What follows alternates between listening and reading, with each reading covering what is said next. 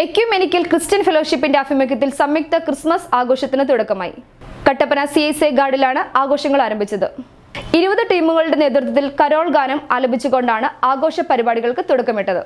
കഴിഞ്ഞ 26 വർഷമായി ecumenical Christian ഫെലോഷിപ്പിന്റെ നേതൃത്വത്തിൽ സംഘടിപ്പിച്ചു വരുന്ന സംയുക്ത ക്രിസ്തുമസ് ആഘോഷത്തിനാണ് കട്ടപ്പന CSI ഗാർഡനിൽ തുടക്കമായത്. CSI ഈസ്റ്റ് കേരള ഇടവക ബിഷപ്പ് റവറന്റ് VS ഫ്രാൻസിസ് ആഘോഷ പരിപാടികൾ ഉദ്ഘാടനം ചെയ്തു. Ecumenical Christian fellowship, Kattappana YMCA, വിവിധ ക്രൈസ്തവ സഭകൾ, Kattappana press club, high range communications network, Kattappana power in Jesus church, rotary club of Kattappana, rotary club of Kattappana up town, lions club of Kattappana, rotary club of Kattappana heritage, Kattappana merchants youth wing, lions club of Kattappana green city തുടങ്ങി നിരവധി സംഘടനകളുടെ ആഭിമുഖ്യത്തിലാണ് പരിപാടി നടക്കുന്നത്.